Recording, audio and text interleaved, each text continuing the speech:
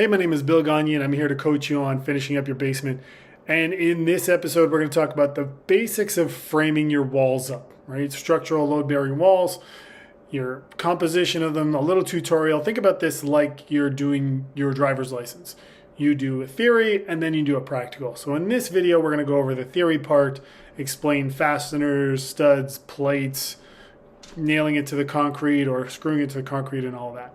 So let's start with your basic wall assembly. So we're going to get your bottom plate first, and then you're going to have your studs here, right? I'm sorry for my drawing. It's terrible, I know.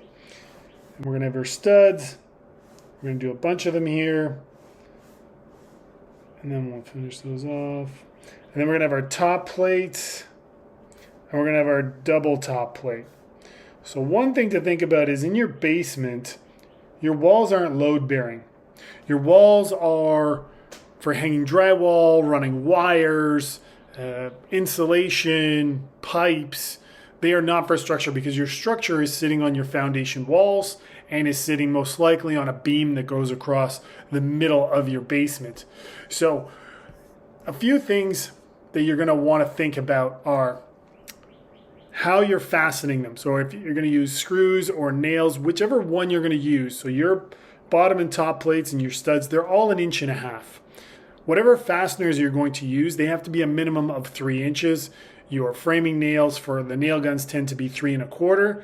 So you're going to want to go through either this way or in or down, whichever way. You want to fasten through that 1.5 inches into whatever it's going into. So from your bottom plate, you're going to nail through in there, down in here, however you're going to do it. So the difference between using screws and nails is one thing, and it's shear strength. If you're going to use screws, you're going to use minimum 3-inch construction grade screws. Not just any screw, a construction grade, because it's going to be stronger. If you think about it, when you're hammering a nail, the nail bends. So that's the shear strength. It bends. It's not going to break no matter what you do to it. You got to go pretty far. Typically with demolition, you end up cutting nails. Screws, if you take a hammer to it, eventually they're going to break. So they don't have the same shear strength. So you need a particular type. Again, your basement walls are not load bearing, but you should probably use construction grade screws, not deck screws or any of that. Construction grade, that's going to be your best application. Now, another thing you're going to hear a lot is 16 inches on center. You're going to space your walls 16 inches on center. What that means is the center of each of your studs is going to be 16 inches apart. So between your studs is only going to be 14.5 inches. Your insulation, when you go buy insulation, it comes in for 16 inches on center wood studs, and it is 14.5 inches wide, specifically for this construction assembly. Another term or reason you're going to see them 16 inches on center is your drywall comes in kind of 4-foot increments. Not always, but typically. So you're going to have an 8-foot board is going to land halfway onto your studs. That way you're going to have one side to screw to. You're going to put screws in here, and then your other sheet's going to come here, and you're going to put screws in there. That helps the assembly and makes it more rigid. In commercial assembly, sometimes if you were using steel stud, you lay your sheets vertical. In residential, you lay them cross, perpendicular to the stud. So your drywall is going to go this way, and you're going to stagger the joints. But that's another video altogether. The other thing is 16 inches on center is a structural component. For basements, structure doesn't matter, so we'll move past that. Some of the challenges you're going to run into when you're framing your basement is bulkheads. You're going to have your duct work and all these utilities running underneath your joist that you need to account for, your beam. You're going to have issues fashioning your top plates in some areas. So you want to be looking up, wherever your wall is going, you want to be looking up saying, what am I going to attach to? You know what you're attaching to on the ground, but you want to think about what you're attaching to up top. And then your working room. If your basement's not very, very big, you got to think you're going to need the studs down there. You're going to need somewhere to work. Are you going to have enough space to frame the walls on the ground and then put them up?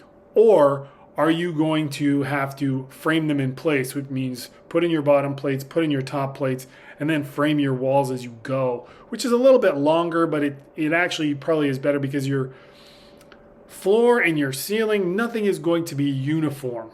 So framing in place is often what happens with a lot of the basements, especially smaller ones, often because of working area. Now, we talked a little bit about fastening your bottom plate. There's two ways to do it. You can use concrete nails or you can use Tapcons.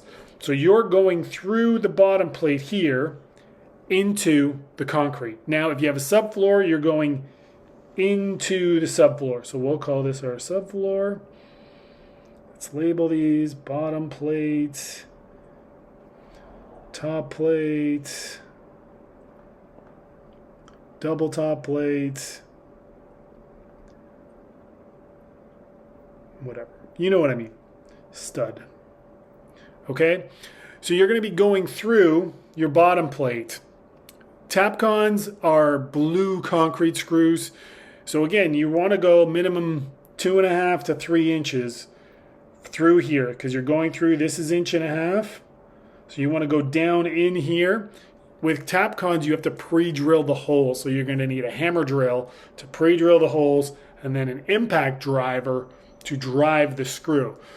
Oftentimes you'll hear a drill and a driver. So think about it, a drill drills holes, a driver drives screws. The impact driver has torque, so you don't push as much. It's a much better tool for putting in screws. If you're not going to be using the Tapcons and you're going to be putting in nails, you're going to use what's called a ram set, which is kind of like a gun. And you put a little shell in there and you put the nail in the end and you blast it right through. So that'll go right into the concrete. The one tricky thing with Tapcons versus ram set is if you get the wall kind of wrong and you want to move it, you're going to have a lot of trouble getting the ram set out, whereas the Tapcons you're able to pull out easier. If you're doing a subfloor, we recommend putting the walls on top of the subfloor. That way you can fasten the walls to the subfloor and not necessarily to the concrete. Makes it a little bit easier. So you can either if you're fastening this to a subfloor, you can either nail in on an angle or you can get the right grade, like the right length of screws. So your subfloor is typically about 1 inch to 1.25 inches. You don't want to go more than 2.5 inches because what's going to happen is your wood screw is going to go through and it's going to hit the concrete and now you're going to push up your subfloor. So you're kind of messing with the composition of it. You can also screw on an angle if you have 3-inch screws and you just want to do that. So now you're not going to be hitting your concrete here. So we've covered all that. Now there's talk a little bit about using your bottom plate here as pressure treated if it's resting against the concrete. Why do you do that? You're going to put that PT there because concrete is thirsty. It's going to suck up water from underneath and it's going to bring that moisture into the wood. So pressure treated will handle that water a little bit better. It's why you build decks out of it and so forth, fences, PT. So it'll handle that. Or you can use what's called a sill gasket, which is kind of like either a foam or a plastic that goes over the concrete and you're going to go through that. And what that acts as is acts as a thermal break between the concrete and the wood. So you're not getting any moisture coming up to affect the wood and getting rot. That thermal break is going to be there. It's cheaper than using PT and it's really not that hard to do. You can just staple it to your bottom plate before you go assembling it. But we'll go over that in the practical video. So now that we've gone through what you're going to need, what the basic wall assembly is here, let's talk about what you're going to do to calculate your studs. So you're going to need bottom plates. You need 3. You need a top plate, a double top plate, and a bottom plate, and your studs are every 16 inches. So say you have 100 feet of linear wall. 16 inches is actually 1.33 feet. So you're going to take your linear wall or your linear wall feet. You're going to calculate how many you have. So every single wall that you're building, not just the ones on the perimeter, but the divisions. Now you're going to divide that total by 1.33, which is going to give you your number of studs. You're not done yet. You're going to add one for every door opening, every window opening, every corner, and every intersection. The reason you're doing the intersections and the corners is because you need drywall backing for when you do it, when the wall ends. So you can't just leave it open. You need something to screw the drywall to. Now that you've got your total number of studs, you need waste. So if you're a DIYer, I recommend using 10% waste. It's probably more than you need, but it allows you to make mistakes. You're going to have warped lumber. You can return it as long as you don't cut it. So 10% waste is a good way to go. It gets delivered to you. That's really easy. So now you've done your studs. Now you need to calculate your bottom plates. So your bottom plates and your top plates are 10 feet long. Now, I've seen people talk about using 12 feet or longer. How are you going to get those into your basement? If you have a 16-foot length, it's probably not going to be straight. 10 feet would be really the max I would suggest going to get something straight and something you can get into your basement. So you need 3 plates. So if you calculate your total linear feet of wall at 100, you have, divide that by 10. Now you have 10 plates. You got to multiply that by 3. So now you have 30 plates. Now you're going to multiply that by 1.1. So now you're going to have 33 plates total. You're going to order those for delivery as well. You're going to need the sill gasket. So now that we talked about you calculating how you're going to get all your studs and how many you need, let's talk about tools, specifically power tools. Now, I see people using chop saws to frame their basement. I highly recommend just learning how to use a circular saw, and we'll do a tutorial on that, how to use a circular saw properly. It's going to be way faster. You may not have the space to set up a chop saw in your basement.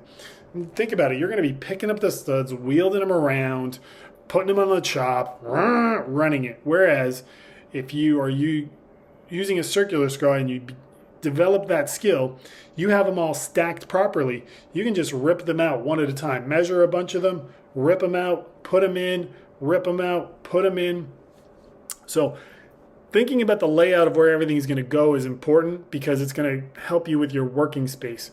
Circular saw is a must. Now, you want an impact driver. We talked about that to drive screws, because sometimes even if you are using nails, you're going to need the impact driver for some places that you'll only be able to screw. You won't get the nail gun. If you want to nail it, you can rent a cordless one. I highly recommend for certain tools that you don't own, rent them. Like say you're going to want to rent a chop saw if you don't have it. Rent a table saw. Rent the nail gun and the compressor, because those are expensive tools, whereas a circular saw you're going to use lots. It's not that expensive to get one. You know, here in Canada, you're going to spend like $125 for a good one. Your impact driver, often your impact driver and your drill can come in a kit. A great time to buy tools is Father's Day and Christmas. Things go on sale. You want to get 20-volt cordless. Your circular saw doesn't have to be cordless. That's spending money you don't need to. Just get a good one and run an extension cord to it. You want a 4-foot level. If you really want to go crazy, get a laser level. Get a decent one. I think the DeWalt one is like $160 or something like that. What that does is when you lay out your walls and you put the laser down, it not only shows you the bottom, but it's going to show you at the top where your studs are going to go and where your plates will go. And it'll tell you if anything's in the way, because you'll look up and go, oh, that ductwork's in the way. So you have to figure that out. So the laser is an amazing investment. I highly recommend it if you have the budget for it to get a laser level. A ram set and the hammer drill are two that you can rent. You're not going to have a lot of uses for it after you put this in. So those are some basic tools, a chalk line. You're going to have your basic hand tools, hammer, screwdriver, Alpha knife, but we'll do a video on the hand tools you're going to need as well. That's a pretty basic framing section for what you need to know to get your basement done. If this helped you, please let me know. Leave a like, leave a subscribe. We're going to be doing lots of these. And I want to say thanks for watching and good luck on your project.